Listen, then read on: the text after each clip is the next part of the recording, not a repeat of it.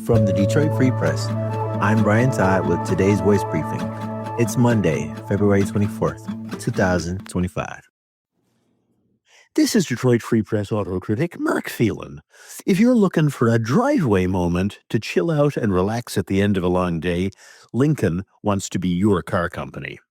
The luxury brand's 2025 Nautilus midsize SUV has a new feature called Rejuvenate that aims to turn your parked car into a day spa. It features soothing light and visual images, like the northern lights or a waterfall. Also, an automatically reclining driver's seat with massage, heat, or ventilation, and your choice of a soothing pre-recorded soundtrack or music from your own device. You can choose a 5 or 10-minute session. At the end, the seat returns to upright, the light rises, and other changes return you to a suitable level of attentiveness to continue with your day. I enjoyed Rejuvenate. The feature will also be available on the upcoming 2025 Lincoln Navigator. I'm Andrew Brokel with the Free Press Sports Department, and this weekend we once again learned how quickly things can change in college basketball.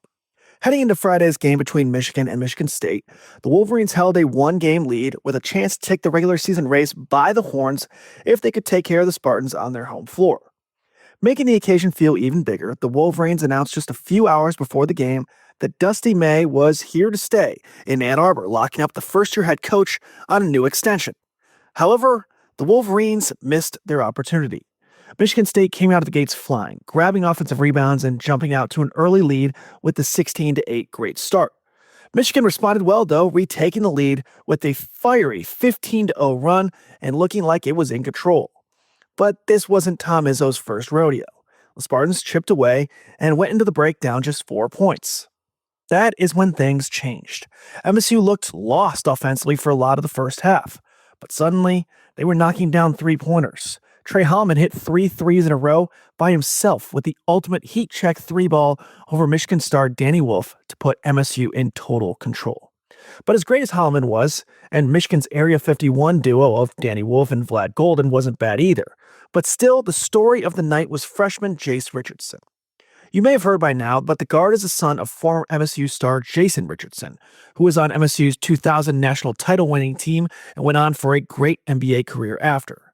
Jason's son came into MSU with some hype, yes, but many thought he was more of a developmental project.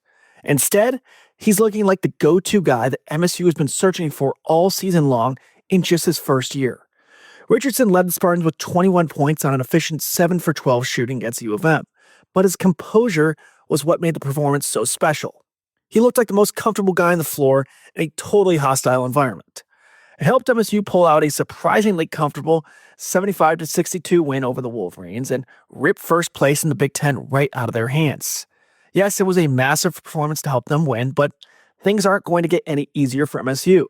The Spartans have to be virtually perfect to close out the regular season slate with just 4 games to go. At Maryland on Wednesday, home for Wisconsin on Sunday, at Iowa on Thursday, and then a rematch with the Wolverines in the finale on March 9th. If the Spartans want to finish this thing off and make a run in March like they've been known to do, it starts and ends with Richardson. It's a lot of pressure for a freshman, but so is winning in front of a crazy Chrysler crowd in your very first try. This is Liam Rapley for the Detroit Free Press. 2 years ago, Oleksandr Tkachenko was in Ukraine assisting field medics on the front lines of the war with Russia. In the year prior to that, he says he lost his father in the war. But on Sunday, a day before the 3-year anniversary of the Russian invasion of Ukraine, he was leading a rally through downtown Detroit. Tkachenko, a 44-year-old Ukrainian man, lives in Farmington Hills and is a chief organizer of the local Ukrainian peace movements in the Detroit area. Tkachenko and several other organizers spoke before the crowd of a few hundred people. Listeners whipped around Ukrainian flags. Some in the audience teared up during prayers. Cars honked in the background in support. Soon after the speeches, the crowd crossed the busy street and walked down Woodward Avenue. A long line of fluttering flags moved through the city, cut across Campus Martius Park, and returned to Hart Plaza. While the demonstration comes at the 3-year mark since the invasion, the organizers were also quick to address the recent developments in American foreign policy in Ukraine, especially under the Trump administration. The protest, which was scheduled earlier in the week, came just hours after Ukrainian President Volodymyr Zelensky told reporters he would step down as president if Ukraine were granted membership in NATO. Days prior, the U.S. and Russian officials met to discuss an end to the war in Ukraine without Ukrainian leaders, deepening tensions between the nations. Following his speech, Tkachenko told the Free Press the war had devastated him to the point of confusion. He said, "The cities in the east of Ukraine are destroyed. Kids are impacted. They've lost their parents and their homes. This is horror. How else are we supposed to react?" To him, there's a straightforward path to ending the violence. He said, "Stop killing our people, free our people from captivity, and get out of our land. It's just that simple." For more, visit freep.com. Find more from the Detroit Free Press on freep.com. That's FREEP.com. Thanks for listening, and you'll hear more from us tomorrow.